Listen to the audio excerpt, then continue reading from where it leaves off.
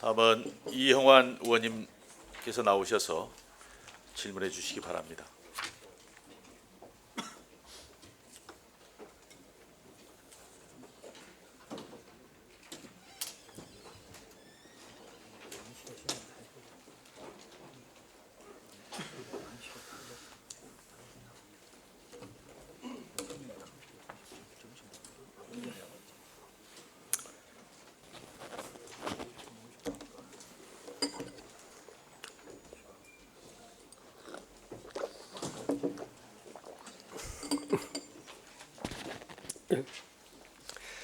존경하는 목포 시민 여러분, 김유한 의장님을 비롯한 동료 선후배 의원 여러분, 정론 집필에 애쓰시는 언론 여러분, 안녕하십니까? 동명, 만호, 목원, 유달동 출신 이형환 의원입니다. 본 의원이 시정 질문에 앞서 지금까지 의정 생활 중 느낀 소회를 몇 가지 말씀드리고자 합니다. 국가의 입법, 사법, 행정의 기능이 견제와 균형이 잘 이루어질 때 우리 국민의 자유와 권리가 보장되는 것입니다. 이와 같이 지방정부에서도 집행부와 의회의 관계에 있어 견제와 균형이 잘 조화될 때 우리 시민의 자유와 복리가 증진되는 것입니다. 또 우리 사회는 그동안 너무 수직적 권력 관계에 익숙해져 있는 것 같습니다. 중앙정부에서뿐만 아니라 우리 시청이나 의회에서도 이러한 면이 없지 않아 있습니다. 앞으로 수직적 권력 관계를 지향하고 수평적 권력 관계에 입각한 의회 활동을 하도록 노력하겠습니다. 집행부에서도 이러한 측면에 주안점을 두고 행정행위에 임하여 주시기를 바랍니다.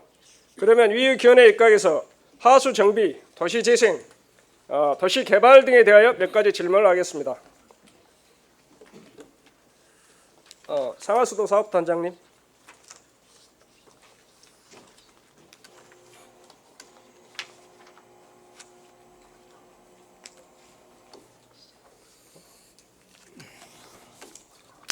네, 상하수도 사업단장 김영석입니다. 예, 수고하십니다. 저기 사진. 예, 이것이 지금 이밤 대하수도 평상시 모습이죠. 네, 그렇습니다. 지금 여기 상당히 보기가 좋습니다. 네. 이 주요 기능이 어떻게 됩니까? 네, 이맘 대하수도 기능을 이렇게 설명을 잠깐 드리겠습니다. 평상시 비가 오지 않으면 그 용당동이나 연동, 그러니까 일호동 일대 각 가정에서 또 사업장에서 배출되는 생활호수를 또 이맘 대하수도 차집시설을 통해서 남해 처리장에 보내가지고 처리하고 있습니다. 그리고 우천시에는 5개 간선 하수도를 통해 흘러드는 유수를 남해 유수지를 보내서 남해 배수 펌프장에 펌핑을 가동해서 이렇게 바다로 내보내고 있습니다. 예, 그다음 다음 사진요. 지금 이것이 이밤 대하수도의 입구에 있는 그 차집 시설이죠. 네, 예, 그렇습니다. 이 차집 시설을 통해서 차집 관로를 통해서 비가 안 올 때 일반적으로 생활하수가 남해 수질 관리과로 인입해 가지고 하수 처리 과정을 거쳐서 바다에 방류가 되죠. 네, 그렇습니다. 그다음에 다음 사진요. 이건 지금 제철의 이용수 라인이죠. 네, 제철 유수. 이 역할이 어떻게 됩니까? 그 이맘 대하수도는 평상시에 맑은 물이 흐르지 않기 때문에 이렇게 하수도 슬러지 침전물로 인해서 또 악취가 발생을 하고 있습니다.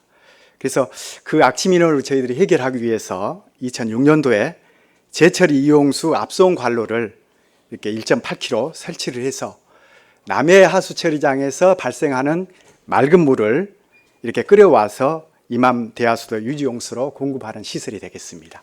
그렇죠. 이게 지금 제철 이용수 라인은 방류 전물을 끌어당겨 가지고 평소에 물이 흐르지 않는 이밤 대하수도 그 가운데 또 수로가 있죠. 네, 유지수로 예, 있습니다. 유지수로 거기다가 이제 맑은 물을 흐르게 해가지고 서울로 말하면 청계천과 같은 역할을 하고자 하는 그런 의도였죠. 그렇습니다. 그런데 이거 작동이 잘 됩니까? 그래서 지금도 저희들이 그 하루에 1만 톤에서 2만 톤 정도 물을 이렇게 유지 용수를 끌어들여서 이렇게 그 악취 민원 그런 분을 이렇게 해결을 하고 있고요. 또 우리가 매달 또 매주 이렇게 우천 후에는 이물질이 많이 이제 이렇게 배출이 되기 때문에 청소를 저희들이 실시를 하고 있습니다. 그래서 그 주변 분들에게 악취로 인해서 고통을 당하지 않도록 저희들이 특별히 신경을 쓰고 있습니다. 그래서 앞으로도 저희들이 제철 이용소를 활용을 해서 이맘대하수를 깨끗이 관리할 수 있도록 그렇게 조치하겠습니다. 이제 맑은 물이 흐르게 하고 악취가 나는 걸 방지하고 이런 의도였죠. 네네, 그렇습니다. 그런데 이제 근데도 가끔 냄새가 난다는 민원이 계속 들어오거든요. 그 제철 이용수 수질에 문제가 있는 거 아닙니까?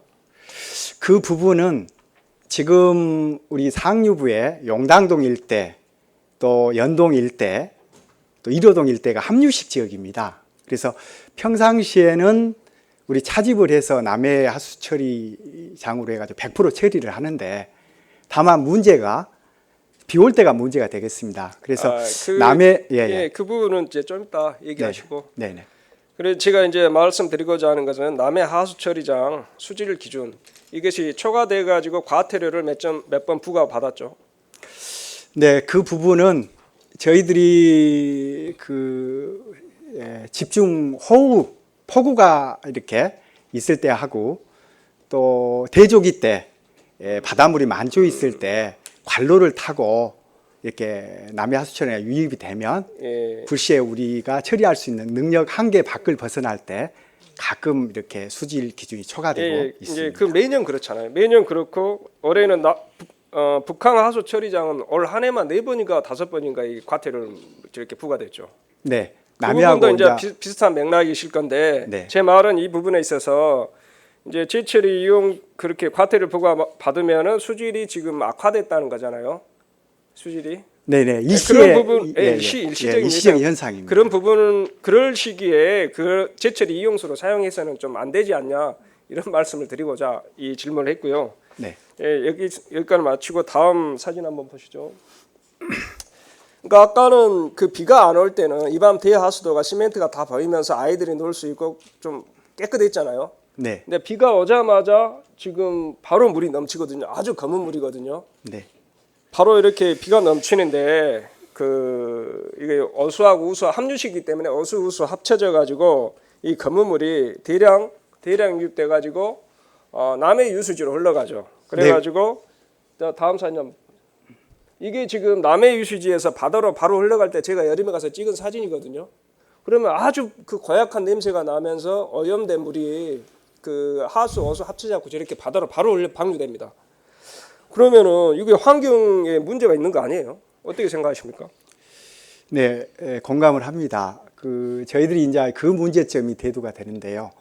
남해 하수처리장이 평상시에 일일 처리 능력이 10만 톤이 되겠습니다.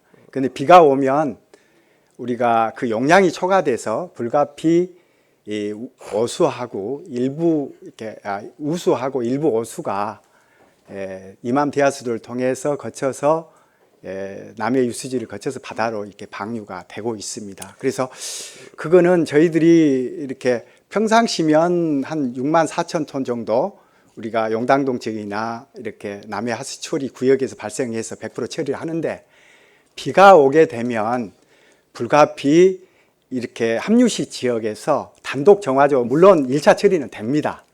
그래서 일부분이 우수와 섞여서 이렇게 바다로 방류가 되고 있는 것은 사실이 되겠습니다. 단장님 또 비가 오면은 그 게이트를 닫죠. 네, 그렇습니다. 언제 비가 오면 어느 시점에 게이트를 닫습니까? 지금 아까도 말씀을 했듯이 남해 하수 처리장의 일일 처리 능력이 10만 톤이기 때문에 거기에 이렇게 초과되면 안 돼서 일부 부분에 대해서는 게이트 문을 그런데 닫고 제가 있습니다. 가보면 비가 오자마자 닫은 것 같아요. 비가 오자마자 바로 하수가 넘쳐 방류가 되거든요. 아니 그렇지 않습니다.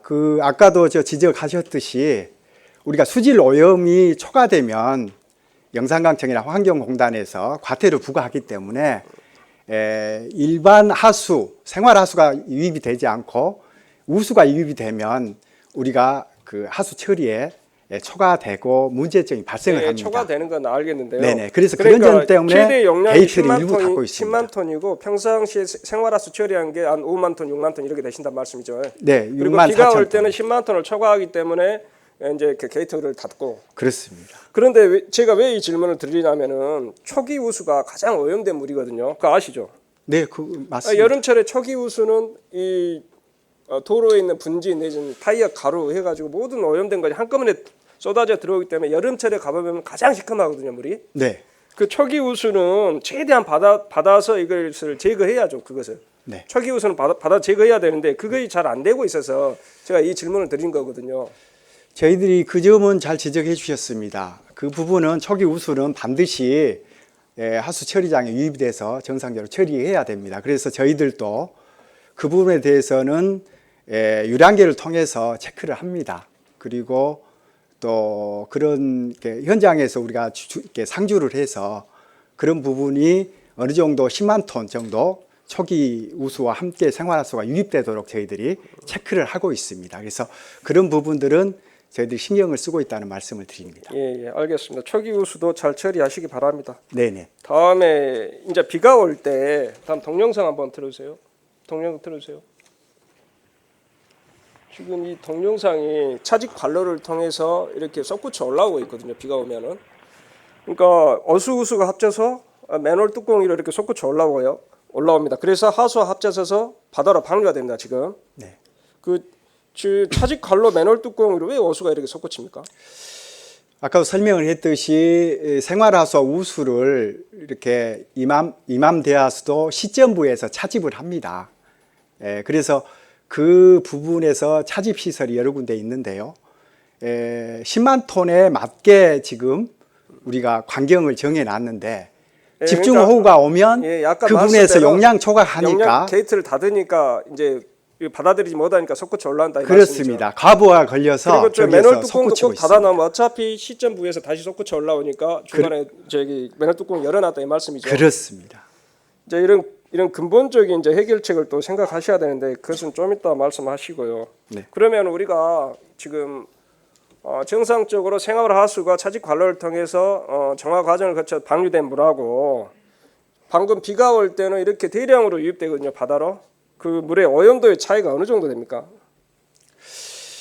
그 부분은 저희들이 직접적으로 앞으로 관심을 갖고 측정을 해보도록 하겠습니다. 그런데 우리가 BOD나 COD나 SS나 TN이나 TP나 그 부분에 대해서는 우리가 정상적으로 하수 처리장에서 처리해서 규주 지내에 내보내고 있고요. 네? 나머지 부분에 대해서는 저희들이 이후로 그러니까 단장님 생각해 보십시오. 정화 과정을 거친 물하고 바로 이 방류된 물하고 아마 수백 배 차이는 나겠죠, 오염도가. 그런데 1차 과정에서 단독 정화조를 통해서 1차 처리를 하고 있기 때문에 아니 많은 차이는 바다로 바로 없다고 저는 방류된 물 생각을 한번 합니다. 보십시오. 그 물하고 지금 정화 과정을 거친 물하고 오염도가 수백 배는 차이 나겠죠. 그 부분은 남해 유수지나 또 대하수도 밑에 하단에 있는 슬러지 때문에 색깔이 그렇게 보이고 또 그러는 것이라고 생각을 하고요. 알겠습니다. 앞으로 그 부분에 대해서는 한번 측정을 하고 관심을 갖도록 하겠습니다. 그리고 제가 본 의원이 우려하는 점이 또 비가 오면은 영산강 물을 방류하지 않습니까? 네, 방류를 하죠. 그러면 우리 목포 앞바다가 지금 이밤 대하수도나 북항 거기도 마찬가지죠. 북항 대하수도 마찬가지죠. 죽개천로 다 이렇게 방류가 되거든요. 그리고 영산강 물에서 오염된 물이 또 쏟아져 나오고 이러면은 우리 목포 앞바다가 오염도가 심각하겠죠. 네, 이것은 이제 우리 시정이 낭만항구 목포 또 뭐 관광객하고 우리 시민들에게 맑고 푸른 바다를 보여주는 것 이것이 우리 시정의 목표인데 우리 시정의 목표하고 지금 이 현 상태하고는 전혀 안 맞죠. 그 부분은 그 영산강 유역 환경청하고 국토부에서 영산강 유역 종합계획을 수립을 해서 지금 각 지자체별로 무단 방류는 이렇게 없이 정화해서 처리해서 내보내기 때문에 크게 영산강 방류를 할 때 큰 오염 물질은 많지는 않다고 제가 봅니다. 이제 대반동이나 이쪽에 비가 올 때 가보면은 옆에 있는 물이 논물 같더라고요. 논물 시골에 비가 올 때는 어쩔 때는 그 오염수가 그대로 나와서 그런 건 몰라도 그 태적물 영향 때문에도 그런다고 볼 수가 있겠습니다. 그리고 다음 사진요. 이거 이밤 대하수도가 이제 비가 그치고 나서 모습이거든요. 그러면은 이 전체적인 면적에 2 내지 3mm 정도의 그 검은 이물질이 가득 쌓여요. 네. 이 이물질이 이제 비가 그 이물질이 그 냄새하고 오염의 주범이라고 생각하거든요, 지금. 네, 그렇습니다. 그러면 이거 비가 오고 그칠 때마다 준설을 하십니까? 저희들이 그 아까도 말씀했지만 비 온 뒤로는 일반 대하수도나 하수 관거를 통해서 이맘 대하수도로 이렇게 거쳐서 이렇게 바다로 나가기 때문에 이물질이 반드시 수반이 됩니다. 그러니까 그걸 그때마다 준설하시는 그렇습니다. 그래서 저희들이 준설 요원을 투입을 해서 이렇게 세척을 하고 수시로 그때 준설을 그때마다. 합니다. 그렇습니다. 그렇지 않으면 이렇게 이물질 때문에 좀 보기도 좋지 않고 냄새가 악취가 발생을 합니다. 그러면은 이밤 대하수도는 저렇게 준설을 하는데 비가 오고 나서 그럼 남해 유수지 사진 한번 줘보세요. 남해 유수지까지 그대로 흘러가고 남해 유수지는 계속 퇴적될 거 아닙니까? 그건 어떻게 하십니까? 그걸 남해 유수지 그래가 퇴적됐기 때문에 악취가 유발되고 모기 서식지가 되고 우리 시민들하고 그 주민들한테 비위생적인 아주 불쾌한 환경을 제공하죠. 네. 그래서 남해 유수지는 최종적으로 침전지 역할을 하고 있기 때문에 상류부에서 오는 침전물들이 대부분 거기에서 침하가 됩니다. 그래서 저희들이 금년에 그 하수도 정비 중점 관리 지역으로 해가지고 남해 유수지 준설 9억 원을 확보를 했습니다. 그래서 대략 한 6천 평방을 메타를 1m 깊이로 해서 지금 사업을 이렇게 착수를 했습니다. 그래서 내년 우수기철 이전인 6월까지 마무리를 하고요. 나머지 한 1154평방 정도는 1m 깊이로 이제 준설을 이렇게 해야 되겠습니다만 그에 따른 준설 비용하고 폐기물 처리 비용이 한 17억 원 정도가 소요될 것으로 예상이 됩니다. 그래서 이 부분에 있어서도 사업비가 우리가 시 살림이 넉넉하지도 않기 때문에 연차별로 이렇게 예산을 확보해서 준설을 하도록 그렇게 하겠습니다. 그래서 2, 3년 기간이 필요하다고 봅니다. 지금 준설의 일부분은 착공을 했죠. 네네네. 극히 일부분이죠. 한 5분의 1 정도 됩니까 면적에? 아니 3분의 1 정도 됩니다. 3분의 1요? 네. 그렇게 많이 되나요? 네. 그러면 2, 3년 후에는 전체적으로 공사가 다 마쳐진다. 네. 그러면 이제 깨끗해지겠네요. 그래도 이제 계속적으로 상류부에서 퇴적물들은 계속 이렇게 유입되기 때문에 그러니까 그 근본적인 것은 이제 분류식으로 해야 되겠죠. 그렇습니다. 근본적인 것은. 네, 그렇게. 그리고 그리고 또 이밤 대하수도하고 연계된 그 하수도들이 있죠. 이제 1호 쪽, 1호동 쪽에 흘러나온 거, 그다음 영당동, 그다음 경찰서 방면에 2개, 그다음에 저 연동 오아시스 사우나 쪽에 이렇게 한 5개 정도가 연계된 대하수도가 있죠. 이밤 대하수도에. 예, 5개 간선 하수도 5개 의원님 말씀이 맞습니다. 예. 그러면은 그 연계된 대하수도 그 준설은 어떤 주기로 합니까? 준설 안에 준설해야 될 거 아닙니까? 이물질이 쌓이니까. 예, 그렇습니다. 그 간선 하수도 역할은 이제 우수기 때는 우수를 빨리 배제해서 침수 방지를 목적으로 하고 있고요. 또 평상시에는 침전물이 있으면 수질이 오염이 되겠습니다. 그래서 그 부분에 대해서는 저희 시에서는 1년에 한 준설 사업비를 한 4억 원 정도를 이렇게 매년 예산을 확보를 해서 이렇게 한꺼번에는 예산 형편 때문에 못 하고요.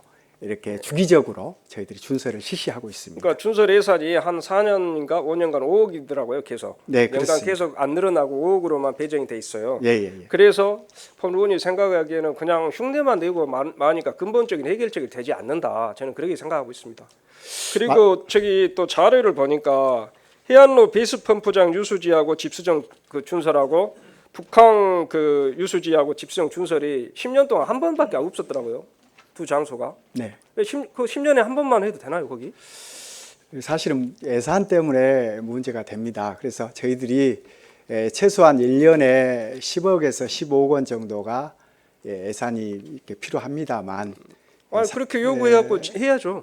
근데 지금 하수 특별회계 또 우리 시 재정이 넉넉치 못하기 때문에 그런 부분에서는 예산 확보가 좀 못 되고 있어서 우선적으로는 그 방법부터 저희들이 이렇게 실시를 하고 있습니다. 그래서 이런 부분도 지적해 주셨기 때문에 예산은 점진적으로 확보를 해서 그렇게 준설에 만전을 기하도록 하겠습니다. 단장님, 그러니까 방금 본 의원이 지적한 바와 같이 이밤 대하수도가 비 올 때 그렇게 시커먼 이유는 연계된 대하수도가 제때 준설되지 않아서 그 안에 이물질들이 비가 올 때 타고 내려오는 거죠. 그렇습니다. 그래야 시커먼 거예요. 그렇습니다. 그러니까 그 제때 준설을 하지 않아서 이제 단장님 말씀 돈 없어서 못 한다는 말씀이신데 예산을 좀 확보하셔야 되고 그 연계된 대하수 들어가 보셨어요? 저희들이 저희들이 대하수도는 수시로 맨홀을 열고 확인을 합니다. 단장님 들어가 보셨어요? 저희는 그 개장 때까지는 6급 때까지 들어갔습니다. 한 20년 전에요? 아닙니다. 20년 한 12, 13년 전에. 단장이 직접 들어가시고 체험도 하시고 문제의 심각성을 확인하셔요. 가고 시장님 한번 모시고 가고 그래야 예산이 오지.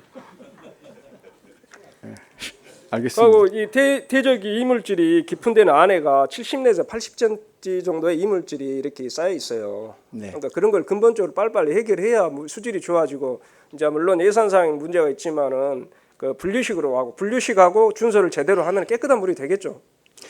그렇습니다. 그래서 근본적으로 아까 그 우천시에 일부 오수가 바다에 방류되고 있는 그런 문제점을 해소하기 위해서는 우리가 용당동 또 1호동, 연동 일대를 이렇게 분류식화해야 됩니다. 지금 현재 함유식화 지역입니다. 그래서 저희들이 이런 부분에 대해서 분류식화하면 예산이 이렇게 대략 보면 한 2,100억 원 정도가 필요하거든요. 그래서 지금 저희들이 당장 이렇게 할 수는 없고, 그래서 금년에 저희들이 우선 급한 곳이 한국병원 터미널 주변하고 또 1호동 한성주택 주변을 24억 원 예산을 확보를 했습니다. 그래서 그 부분에 대해서는 설계를 지금 추진하고 있기 때문에 한성주택에 대해서 우호수 분리를 하면 그래도 지금 이맘 대하수도 지금 외부에서 이렇게 유입되는 좀 오수들이 좀 이렇게 저감이 돼서 약간 그래도 악취 민원은 좀 해결될 것 같고요. 나머지 부분에 대해서는 장래적으로 우리 하수도시 정비 기본 계획에 반영을 해서 연차별로 예산 확보해서 추진하도록 그렇게 하겠습니다. 분류식은 이제 일단 많은 예산이 수반되니까 현재 다 한꺼번에 추진하기가 불가능하죠. 네. 그렇기 때문에 이 부분에 대해서 장기적이고 또 정밀한 대책을 한번 세워 보십시오. 그렇게 하겠습니다. 어떻게 하면 국비를 더 가져올 것인가 이 부분도 이제 고민해 보시고. 네, 그렇게 하겠습니다. 그리고 그러기 전 그것이 힘들면은 최소의 1년에 한 번이라도 우리 대하수도 전 구간을 한 번씩 준설하는 계획도 한번 세워 보십시오. 네, 비용이 많이 수반되긴 하겠지만. 네, 그렇게 하겠습니다. 그리고 이제 같은 맥락이고 아까 말했지만 그 주교촌로 홍일고등학교 뒤쪽에 주교촌로도 이밤 대하수도하고 같은 역할인데 그 남해 유수지는 지금 덮개가 없지만은 북항은 덮개가 있죠. 네. 그래가지고 비가 오면 똑같은 현상입니다. 북항으로 흘러가죠 물이 오염된 물이. 그런데 북한에 있는 횟집들이 그 물을 끌어다가 약간 정수를 해가지고 수족관 물로 사용한다는 것도 알고 계시죠? 그 주교천 그 물은 직접적으로 안 하고요. 바다에서. 그러니까. 바다에서 노을 공원 있는데 그러니까 거기에서 수족관 물은 북한으로 그 물들이 흘러가지 않습니까? 약간 떨어져서 그렇게 합니다만 별도로 해서 정수해서 쓰는 것을 알고 있습니다. 자, 어제 우리 단장님 방금 말씀하신 대로 분리식에 대해서 장기적이고 정밀한 계획을 세우시고 또 연관된 대하수도 자체에 1년에 한 번이라도 전 구간을 한번 준설할 수 있는 방법을 한번 연구해 보십시오. 그렇게 하겠습니다. 예, 수고하셨습니다. 네. 자리로 들어가십시오. 감사합니다.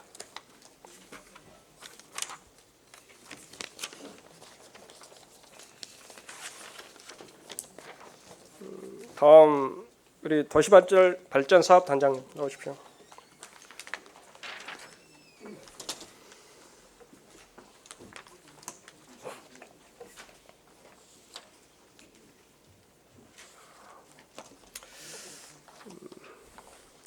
예, 단장님 반갑습니다. 예, 도시발전사업단장 곽지구입니다. 예, 반갑습니다. 먼저 동영상 하나 보시죠. 네, 지금까지 도시재생 사업은 중심시가 지형을 중심으로 말씀을 드리면 규모가 큰 도시든 작은 도시든 거의 비슷한 계획 내용을 담고 있어요. 그러니까 예를 들면 어울림 플랫폼 건물 하나 짓고 그 안에 지원센터와 청년 창업몰 집어넣는 그리고 경관 개선 사업하는 이거 가지고는 원도심을 살릴 수가 없거든요. 근데 그런 사업들을 그냥 획일적으로 하고 있다라는 게 한계고요. 그래서 결국은 어떻게 해야 되느냐 하면 그 도시의 규모, 그다음에 그 도시의 위계 및 기능에 따라서 원도심이 가져야 될 내용들이 뭔가를 면밀히 검토하고 규모와 위계에 맞는 특성화 방안을 마련하고 그것들을 도심에 다시 유치하는 그러한 계획으로 만들어가는 것이 필요하다고 생각이 됩니다. 지자체장들께 부탁드리고 싶은 부분은 담당자들이 우리 순환보직제를 통해서 자꾸 바뀌어요. 근데 다른 사업과 달리 도시행 사업은 장기적으로 추진해야 되기 때문에 잦은 교체가 일어나지 않도록 하는 게 필요하고요. 그래서 성공한 도시재생 사업지구들의 특성들을 보면 거기에 있는 공무원이 시작부터 완료 시점까지 지속적으로 하고 있으면서 스스로 도시재생 전문관이 돼서 이 사업을 추진하는 과정들을 거치고 있고요. 이런 체제를 좀 만들어주는 게 필요하고, 그 다음에 도시재생 사업은 한두 가지 사업을 해서 성공하지 못합니다. 복합적인 사업들이 필요하기 때문에 지자체장들이 필요한 경우에 여러 조직들 또는 관계자들을 묶어주는 유연한 조직 체계에 대한 고민들을 해주시면 성공할 수 있다고 생각이 듭니다. 예, 방금 영상에서 교수님이 도시재생 사업의 특징에 대해서 정확한 면을 이렇게 꼬집어 주셨거든요. 첫 번째가 보면은 그 전국적으로 획일적인 사업을 한다. 그게 이제 국토부 가이드라인에서 한 발짝도 벗어나지 못했다. 따라서 지역의 정책성, 역사성, 목포만의 특징을 나타내는 면이 부족하다. 이런 면을 지적해 주신 거죠. 다음에 두 번째는 우리 공무원 도시재생과 공무원들 정말 열심히 노력하고 계시거든요. 그런데 구조적인 문제입니다. 순환보직. 그러니까 방금 말하신 그 교수님 말씀은 도시 그 사업이 시작에서부터 끝날 때까지 전담할 수 있는 그 도시재생 전문가 이런 걸 원하시지 않습니까? 그런데 우리 목포시 입장에서는 그렇게 하는 것은 극히 힘들고 불가능하다고 저는 판단하기 때문에 다른 대안을 조금 더 제시하겠습니다. 자, 다음에 우리 단장님, 예. 우리 목원동 재생 사업이 올해로 끝나죠? 예. 예산이 얼마입니까? 목원동 얼마였습니까? 예. 국비가 150억이었습니다. 다 합치면 한 200억 됐죠? 예. 집행하고 잔액이 얼마 남았습니까? 저희들이 이제 금년 말까지 집행하게 되면은 잔액이 전체적으로 한 이제 국비하고 지방비까지 해서 한 6억 정도 저희들이 예상하고 그건 있습니다. 이제 반납하시는 거고. 예, 이제 국비 부분은 반납하게 되겠습니다. 이 우리 목원동 재생 사업이 이제 도시 재생 사업이란 게 그 취지가 공동체 회복 사업의 지속 가능성을 취지로 하는데 이 취지에 어느 정도 부합되었다고 생각하십니까? 우리 목원동 지역이? 저희들이 이제 목원동 선도 사업은 애초에 이제 이 정권 이전에 사업을 추진했었는데 원래 목적하고는 달리 이제 초기에 잘 아시다시피 벽화 그림 그린다라든가 일종 선도 사업 중에서 예를 들어서 골목길 정비한다든가 이런 사업을 해가지고 조금 이제 그 정부에서도 이런 부분이 전체적으로 효과를 내지 않았기 때문에 이제 그 다음에 현 정부에서는 도시재생 뉴딜 사업을 해가지고 이제 이 부분에 민간도 좀 참여할 수 있도록 하고 또 창업도 할 수도 있도록 하고 이제 이런 부분도 단장님 이제 우리 목원동 재생 사업이 방금 말한 공동체 회복이나 지속 가능성이라는 도시 재생의 취지에 어느 정도 부합되는가 이 부분만 말씀해 주십시오. 이제 그 당초 이제 도시재생 사업은 이제 어떤 실행 계획이라든가 활성화 계획에서 했기 때문에 어느 정도 저희들이 이제 그 계획대로는 부합됐다고 생각합니다. 예. 계획에 부합됐다. 예. 예, 본 의원도 그 동네에 사니까 보면은 크게 취지에 어긋나지 않다고는 생각합니다. 그런데 우리 어울림센터 1층 공간이 지금 빈 채로 수년간 방치되어 있죠. 예. 이유가 뭡니까?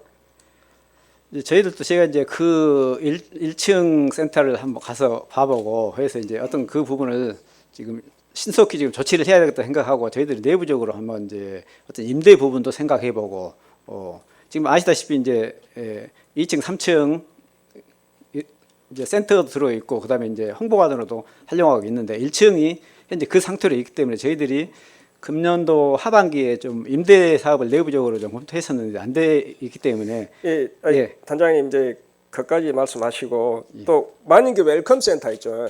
예. 그러니까 어울림센터나 만인계 웰컴 센터는 그 재생 사업의 일환으로 만들어졌고 그런 것을 거점 공간이라고 앵커 시설이라고 하죠. 이 사업에서. 예. 그러니까 그런 거점 공간이나 앵커 시설을 어떤 수익의 모델로 생각하니까 이렇게 안 되는 겁니다. 이것은 주민들하고 협의를 거쳐서 주민 편익 시설을 제공한다거나 공동 커뮤니티 시설로 제공한다나 다른 방법을 생각해야지 그걸 임대해서 돈을 받겠다 이런 생각하면 안 되는 공간입니다. 이 재생사업의 특징상. 이제 그런 주민 페닉스도 생각해보고 여러 가지 이제 제가 내부적으로 그 임대 1층이 비어 있기 때문에 그 부분도 좋은 공간이기 때문에 그것도 생각해보고 그렇게 해서 이제 저희들이 이제 향후에는 좀 시설 개보수를 통해 가지고 어떤 선도 지역 그 루트 골목길 투어 여행자들에게 쉼터를 제공한다든가 이런 방안을 지금 저희들이 생각하고 있습니다. 예. 그래서 앞으로 재생 사업이 계속 진행될 거지 않습니까? 예. 이제 계속 공모를 할 테고. 예. 그러면은 이런 거점 시설에 대한 것의 그 운영 관리 방안 아직 마련 안 됐죠. 거점 시설의 운영 관리 방안. 이제 그 운영 관리 방안이라는 게 특별히 있는 것은 아니고요. 지금 현재 이제 에이컨 센터는 저희들이 이제 그 이렇게 마을 기업에 임대를 내줘 가지고 운영하고 있고요. 예. 그다음에 이제 원룸회관은 현재 이제 센터도 들어가 있고 그렇기 때문에 거기서 관리하고 있습니다. 아니 그런 건물 관리가 아니라 거점 시설의 어떤 물리적 관리가 아니라 어떤 프로그램 내지는 거점 시설을 어떻게 활용할 것인가. 그걸 현지에 사는 주민과 수차 회의를 수없는 회의를 거쳐서 어떻게 활용할 것인가. 이런 운영 관리 방안을 막 프로그램적인 측면을 제가 말씀드린 거거든요. 건물 뭐 청소하는 것이 아니라. 예. 이 앞으로 그런 쪽으로 우리 담당 직원들하고 센터하고 상을 하셔가지고 거점 시설에 대한 운영 관리 방안을 마련하시기 바랍니다. 예. 검토하겠습니다. 다음에 그 우리 보리마당 바다를 품은 행복마을 사업인데 이것이 주거지 지원형 도시 재생 사업이죠. 예.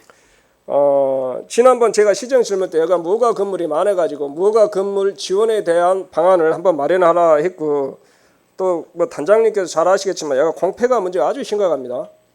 이 부분에 대해서 지금 세워주신 대책을 있으면 한번 말씀해 주십시오. 지금 이제 의원님께서 잘 아시다시피 그분은 이제 공폐가가 많이 있기 때문에 저희들이 이제 이런 문제를 해결하기 위해서 도시재생 활성화 계획에 우리가 이제 공폐가를 하려고 하는 사업을 마중물 사업으로 저희들이 이미 들어가 있고요. 그 과정을 추진하고 있고 이제 첫째로 골목길 정비 및 생활 인프라 설치 사업을 이제 이쪽에 추진하여 지금까지 4회 저희들이 이 공폐가를 정비하고 지작물 5개 지작물에 대해서 보호사항을 완료하였으며 앞으로 우리시 계획에 따라 공폐가 등으로 단절된 골목길을 연결하고 쌈지 공원이라든가 또 공중 화장실, 가로등 케이블 TV 설치 등 CCTV 설치 등 안전 시설을 정비하여 주민들 생활 여건을 좀 개선해 나가도록 하겠습니다. 그러니까 이제 어느 정도 이렇게 계획은 잡고 계시다 이 말씀이시죠. 예. 그러니까 단장님께서 말씀하신 바와 같이 공폐가는 또 우리 구룡지지 않습니까? 예. 그러니까 그가 또 관광 루트화가 지금 되고 있으니까 그 어떤 공폐가를 쌈지공원이나 휴식공원, 뭐 공동이용 시설 이런 식으로 활용하면은 좋을 겁니다. 다음에 그 여기 사업지에서 우리가 또 주민 공모 사업에 대해서 좀 여쭤보겠습니다. 지금 우리가 지난번 공모 사업에서 축제나 김장 당국이 기획형 사업이 선정이 안 됐는데 뭐 그 나름대로 이유는 있겠죠. 도시재생심의위원회에서 평가를 했죠. 예. 그런데 도시재생심의위의 위원들이 또 현지에 안 사신 분들 많고 현지에 대해서 사정이 어두우신 분들도 많아요. 형식적으로 이렇게 끼워막히식으로 인원 구성한 부분도 있는 것 같아요. 제가 보기에는. 그리고 도시재생심의위라는 것은 어떤 계획이 올라오면 계획에 대한 심의를 하고 변경이 있으면 변경에 대한 심의를 하는 기관이지 이것이 공모사업을 선정하는 기관은 아니거든요. 전국 어디에서도 도시재생심의위가 공모사업 선정하는 데가 없습니다. 그거 아시죠? 예. 그런데 우리는 이제 규정이 좀 잘못됐던 것 같아요.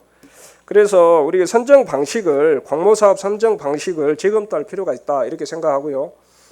그것도 이제 현장 센터 중심으로 해가지고 도시재생심의위는 한 20명 정도 되죠. 예. 3인 내지 5인으로 공모사업 선정하는 그 팀을 별도로 꾸려야 될 겁니다. 다음 공모사업이 계속 있을 거 아닙니까 지금 앞으로 계속 진행되는데. 그래서 본 의원이 주장하는 것은 선정 방식을 센터 중심으로 바꾸고 그다음 관련 규정이 그 잘못된 부분이 있는데 그 부분을 이렇게 개정하기를 권합니다. 예, 그렇게 해주시겠죠? 예, 그 부분을 보고요. 이제 저희들이 공모 사업도 어떤 그 도시재생 사업 그 목적에 맞는 기본적으로 좀 그 사업에 부합된 그 사업을 저희들이 적극 발굴하도록 하겠습니다. 예. 다음에 우리 그 1897 계양문화거리 그 중심 시가지형 도시재생 사업이죠. 여기서 지금 주민협의체가 구성됐죠 여기. 예. 만호동의 주민협체요. 예. 그러니까 이 사업은 다른 사업하고 틀리게 밑에서부터 위로 올라가는 사업이 되지 않습니까? 그 재생 사업이라는 것은 그 취지가. 그리고 또 주민협의체가 가장 주축이 돼서 열심히 활동해야 사업의 성과가 나는 겁니다. 그러면은 한 3개월 됐나요? 지금 주민협의체 구성된 지?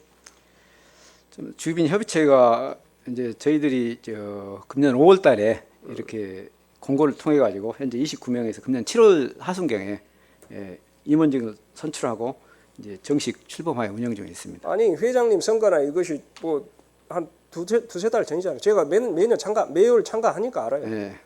예산이 어느 정도 지원됐습니까?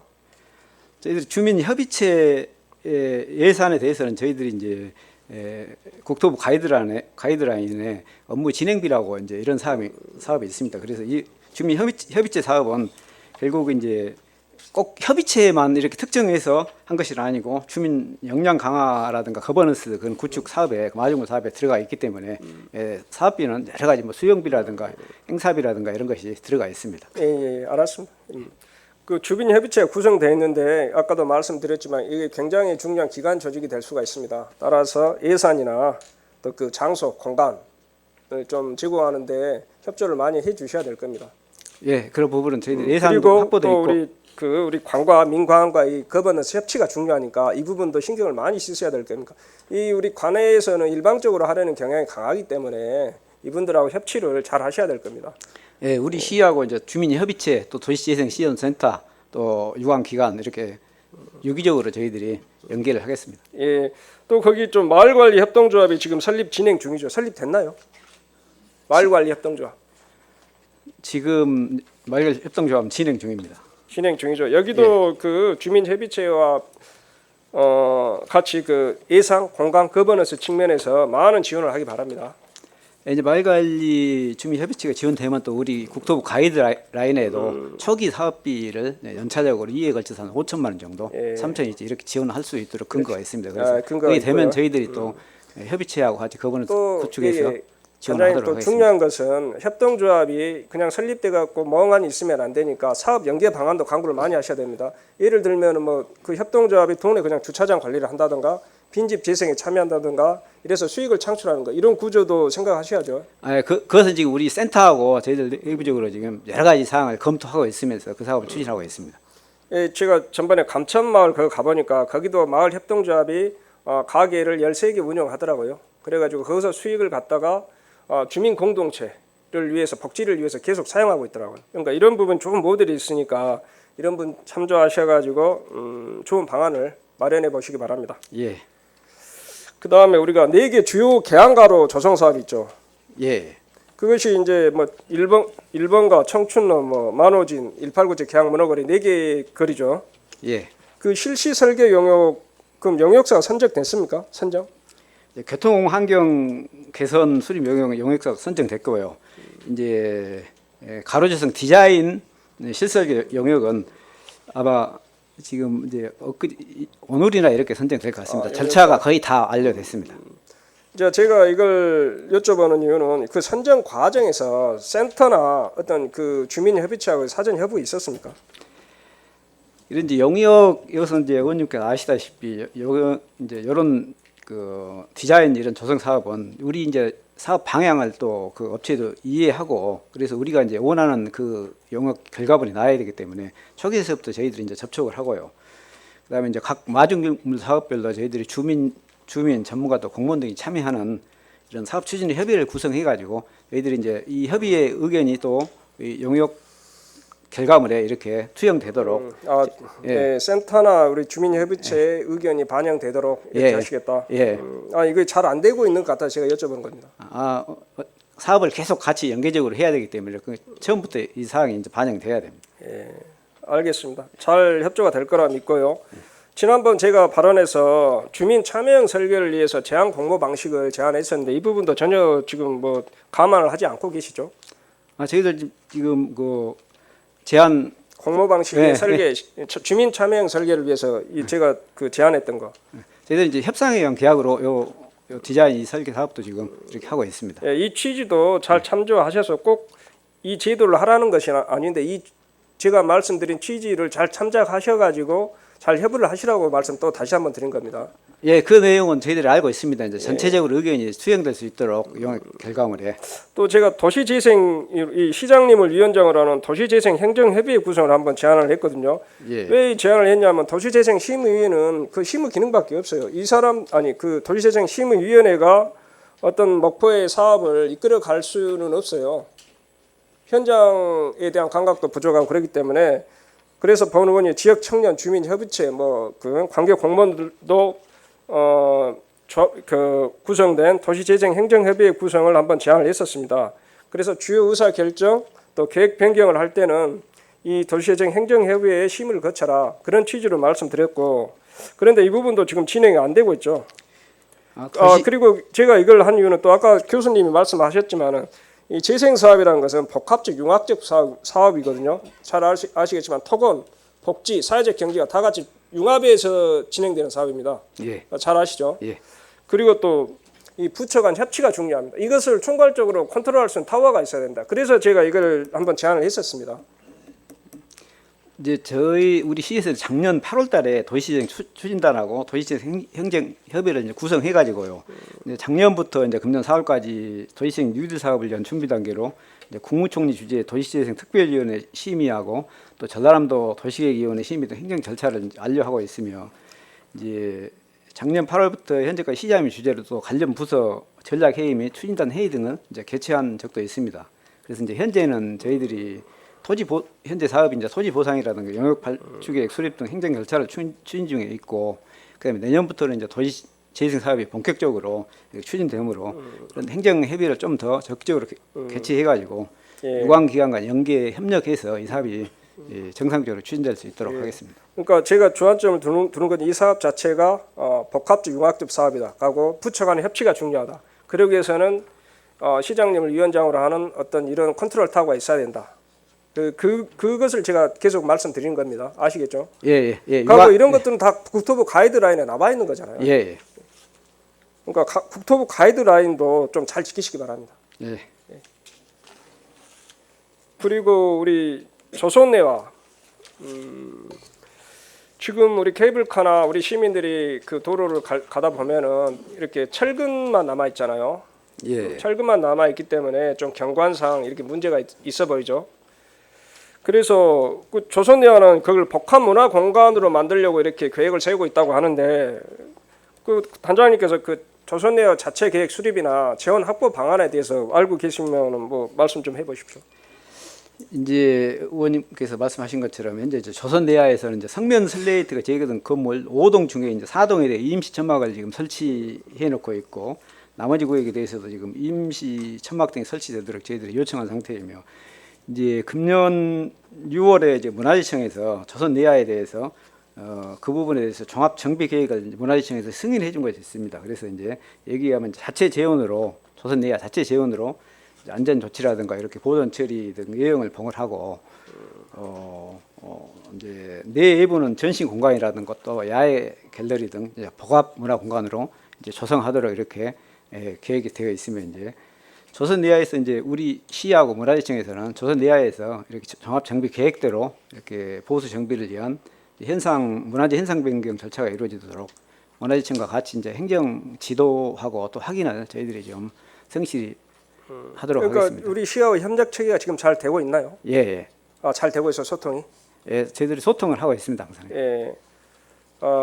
예, 알겠습니다. 그러면은 조선내와 재생에 있어서 본 의원이 알기로는 뭐 문체부 같으면 뭐 폐산업 재생 사업 같이 중앙정부 사업하고 연계하는 방안이 있다고 하더라고요. 그런 부분도 어때 고민을 하고 계셔요? 그런 부분은 한번 저희들이 좀 확인해보고 검토를 해봐야 됩니다. 예, 그 부분도 한번 검토해보고 좋은 방안을 마련하시기 바랍니다. 예, 단장님 수고하셨습니다.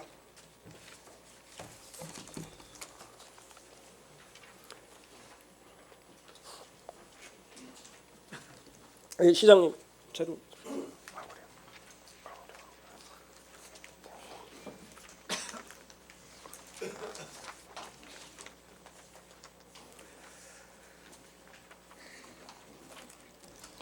네, 예. 시장입니다. 예, 시장님, 우리가 도시 재생 사업의 성공을 위해서는 안정적인 직무 환경 구축이 아주 중요하죠. 네, 그런데 우리 센터 직원은 지금 비정규직 공무직으로 1년 단위로 계약을 하고 있죠. 예.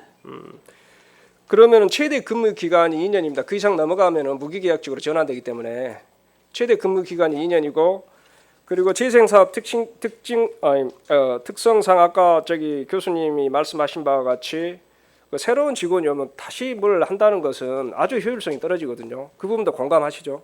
예. 따라서 신규 직원을 다시 채용한다, 이런 그런 부분에 다시 대책이 있어야 될 테고, 또 아까 저기 말씀하신 바와 같이 제가 지난 시정 질문 때도 이 말씀 드렸습니다. 도시재생과 직원은 전문성을 그 직원의 전문성 위해서는 사업 기간에는 인사이동 없이 5년간 사업 시작부터 끝까지 있는 것이 어떻겠냐. 그러니까 그런 걸 제안을 했는데 우리 목포시 실정상으로는 이게 현실적으로 좀 불가능한 것 같습니다. 가능합니까? 전혀 불가능한 건 아니고요. 그러면 예, 우리 도시재생과 그 직원들이 정말 열심히 하고 막 아이디어도 창출하고 본인 주머니 털어서도 막 열심히 주민들하고 접촉하고 있거든요.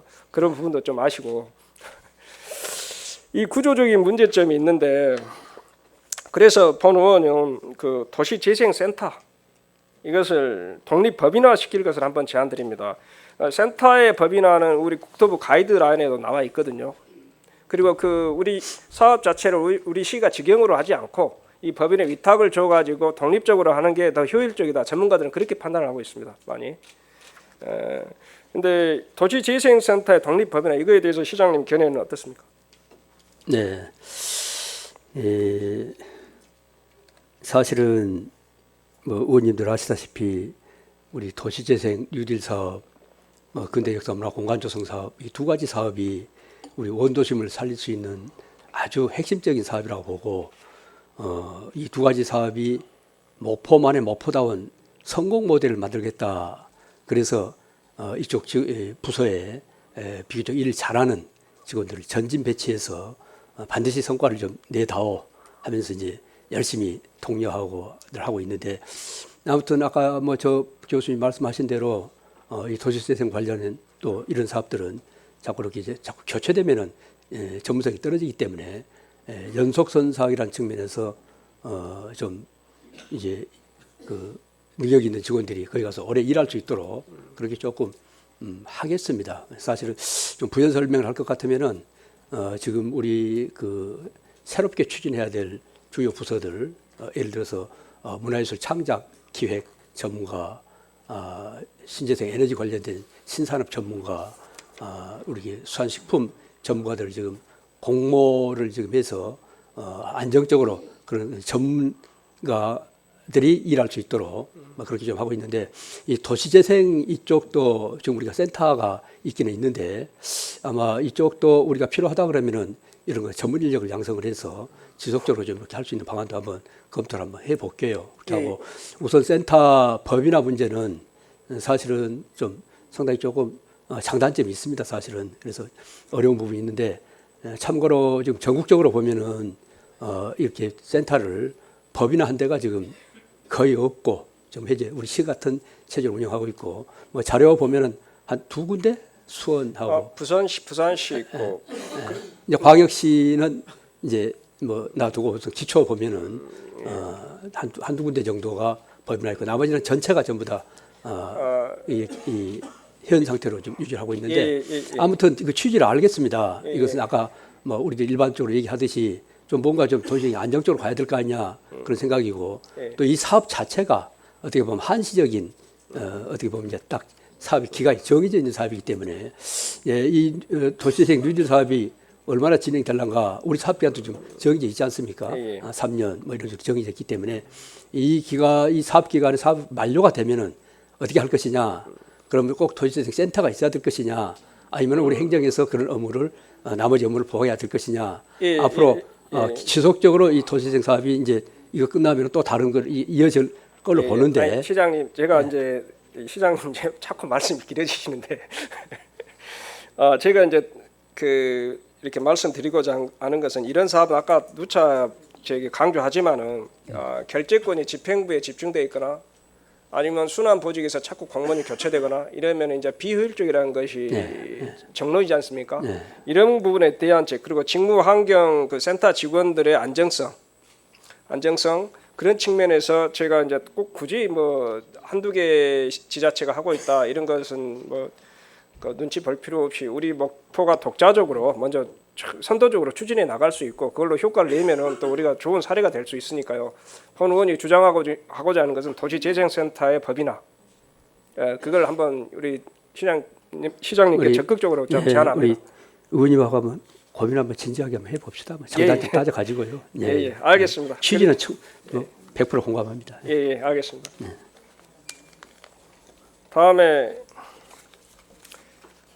그 지금 현장센터 사업 추진 인력이 지금 어울림센터 하나하고 현장센터가 두 곳 있거든요. 전 직원이 지금 7명 있습니다. 네. 그 7명 갖고는 아직은 본격적인 마중물 사업이 진행되기 전이라 운영이 되는데 본격적으로 이제 진행이 될 겁니다. 올해부터 마중물 사업. 그러면은 현장 센터가 2명 정도밖에 배치 안 되는데 그걸로는 일을 감당하기가 참 힘듭니다. 그 주민들하고 계속 접촉을 하면서 일을 해야 되거든요. 그러면 2명만 가지고는 힘들기 때문에 그 관계 전문가들을 2명에서 3명 정도를 더 보충해야 될 겁니다. 센터별로. 예, 그 부분도 시장님께서 좀 감안하시고. 예, 그리고 지금 사무국장이 한 2년째 비어 있죠. 우리 도시재생지원센터 사무국장 자리가 공석입니다. 빨리 이것도 그 채용하셔가지고 이 본부 기능을 강화해야죠. 적극적으로 일을 하시려면. 그럽시다. 예. 그리고 이제 우리 목포시가 얼마 전에 23만이 무너졌어요. 예, 23만이 무너졌는데 우리 이제 수십 년 동안 우리 목포시는 인구가 정체돼 있었죠. 그런데도 하당 신도심 개발, 뭐 그 남악 개발, 남악은 우리 행정구역은 아니지만 어차피 목포하고 연관된 지역이니까 남악. 그다음 지금은 임성지구 이렇게 계속 도심을 확장하고 있거든요. 그런데 일자리도 늘어나지 않고 산업시설도 들어오지 않는데 왜 도심 확장 정책 이렇게 하는지 전 본 의원은 이해가 안 되거든요. 그리고 그 도시가 확장되면은 잘 아시겠지만 도시 유지 비용이 많이 들지 않습니까? 도로를 깔아야지, 상수도 상하수도 해야지, 뭐 여러 가지 뭐 도시가스도 넣어야지. 비용도 많이 들고 또 장기간으로 봐서는 아주 그 손해거든요. 우리 후손들한테도 부담이 되고. 이러한 개발 정책에 대해서 시장님 어떻게 생각하셔요? 네, 100% 우리 이영원 의원님하고 동감입니다. 우리 도시정책 사실은 국제적으로도 세계적으로도 그렇고 국내도 그렇고 도시 팽창 정책을 쓴 것은 한 10년 전이라고 봅니다. 그 이후로는 압축 정책, 축약 정책 뭐 이렇게 지금 쓰고 있는데 우리 시도 당연히 그렇게 가야 된다고 봅니다. 그래서 자꾸 팽창 정책을 써으로 해서 제1 도시 원도심, 제2 원도심 이렇게 공동화 이런 현상을 초래하고 비용이 많이 들기 때문에 저는 동감입니다. 그렇게 해서 앞으로는 이런 팽창 정책을 가급적 쓰지 않도록 아주 세심한 배려를 하겠습니다. 예. 그래도 이왕 벌어진 일이라 이걸 수습하기가 엄청 힘드실 겁니다. 상당히 고민이 많습니다. 그러니까, 행정의 일관성도 있어야 되는 것이고 또 함부로 예를 들어서 그렇다고 해서 뭐 이렇게 정책을 뒤집을 수도 없는 것이기 때문에 뭐 그런 과정에서 많은 갈등을 겪고 있고 뭐 그런 갈등을 겪으면서 또 이제 대화 타협을 통해서 좋은 방안을 모색해 나가도록 그렇게 노력을 하고 있습니다. 자, 우리 시장님께서 저하고 견해가 좀 일치한 부분이 있군요. 그러니까 흩어져 있는 인구를 모으고 또 이제 공공시설과 서비스를 집중한 압축도시. 앞으로의 우리 시가 추진해 나가야 할 방향은 여기겠죠. 압축도시로. 그렇습니다. 감사합니다. 시장님 수고하셨습니다.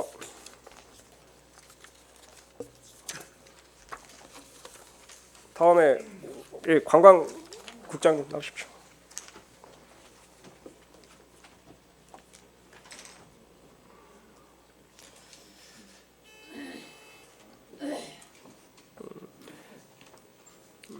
관광경제국장 김찬환입니다. 예, 국장님, 그 우리 목포 그 수협 서산동에 있는 유판장이 언제 북항으로 이전합니까? 내년도에 이관을 합니다. 내년도 이관하게 되면 상당히 그 어항 기능이 전부 북한 쪽으로 거의 다 이전하기 때문에 좀 그쪽이 공동화가. 그런데 문제점이 있어요. 예. 그 부지 이용 계획에 대해서 지금 해수부 4차 항만 계획이 있죠. 예.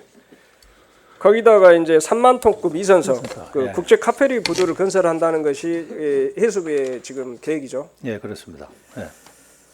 그 이 계획의 4차 이거 확정된 건 아니죠. 지금 이제 아직 확정은 안 됐고요. 지금 저희들이 건의를 하고 있습니다. 이것은 그쪽에 아시다시피 국제 여객선 터미널이 98년도에 지어졌는데 지금 현재 제주도를 가고 있는 배가 두 척이 다니고 있는데 굉장히 비좁고 노후돼 가지고 굉장히 안전성에 위험이 있고 그렇기 때문에 거기를 이제 이 3만 톤급의 두선석 기능으로 해가지고 보강을 해서 활용을 하자 이제 그 내용입니다. 예, 이 국장님 말씀은 제가 충분히 이해를 하는데요. 예, 목포시가 이게 제안을 한 거죠. 예, 그렇습니다. 해수청 관계자도 같이- 그렇게 말씀하시더라고요. 협의를 목포시가 예, 제안했다고. 예, 협의 그런데 중입니다. 예. 아니 국장님 근데 이 부분에 제안하실 때 주민들과 소통을 하셨어요? 주민들 의견을 충분히 취합하셨냐고.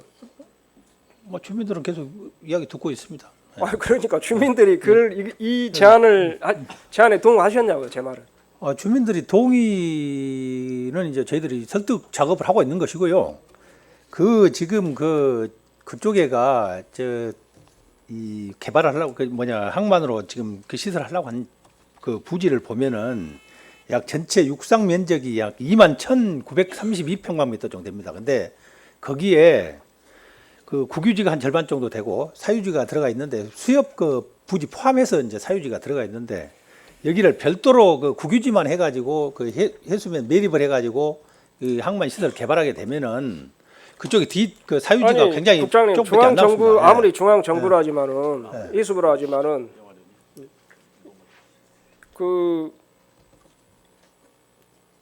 그렇게 주민들의 의견을 무시하고 그런 정책을 추진하면 안 된다고 번호는 그렇게 생각하거든요. 그리고 아니, 국장님 주민 의견 무시한 것은 아니고요. 아니, 설득 주민 작업을 해야 된다고 봅니다. 의견 왜냐하면 들어보셨죠? 거기는요. 그렇게 해서 거기만 일부만 남겨놔 버리면은 나중에 정말 바다 조망권도 사라져 버리고 지금 노후 건축물 때문에 굉장히 아니 국장님 그 그렇죠. 말은 그래서 제가 항만이 제대로 기능이 되려고 한다면은 거기에 경관도 갖춰줘야 됩니다. 그래서 거기에 이제 그러니까 저희들이 제가 드리고 싶은 말씀은 예. 해수부의 계획도 좋고 우리 국장님 의견도 좋습니다. 존중하는데 예. 그 이전에 거기서 삶의 터전을 일구 사시는 분들의 의견이 먼저다 저는 그렇게 생각을 하거든요. 그래서 충분히 공청회를 거치고 그분들의 의견을 충분히 수렴하고 꼭 중앙 정부의 의견이나 우리 국장님 의견이 옳다고는 할 수 없습니다. 100%. 예, 그렇습니다. 현재 그래서, 거기서 삶을 살고 있으신 분들이 가장 중요해요. 예. 예, 그래서 이제 조속한 시일 내에 공청회를 여시고 그분들의 의견을 취합해서 다시 한번 의견 소통하시기 바랍니다. 예, 이제 알겠습니다. 그 부분은 주민 협의하고 이런 의견 수렴 시기가 있습니다. 그래서 지금 아직 내년 이 4차 항만 기본 계획은 내년 말 정도에 지금 수립이 되기 때문에 연초 1월 달부터 주민들하고 계속 소통이 되고 그럴 걸로 보고 있습니다. 그래서 충분히 알겠습니다. 협의해서 예. 추진하도록 하겠습니다. 확정되기 전에 예. 충분한 의견 수렴 거쳐서 계획에 반영하시길 바랍니다. 네, 그렇게 하겠습니다. 수고하셨습니다. 예.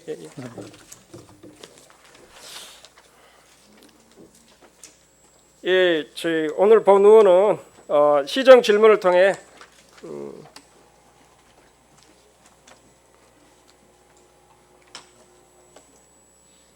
오늘 본 의원은 시정 질문을 통해 도시재생지원센터의 법인화 등 여러 정책을 제시했는데 이러한 정책들이 시정에 잘 반영되어 우리 시민들의 삶의 질이 향상되기를 바랍니다. 장시간 경청해 주셔서 감사합니다.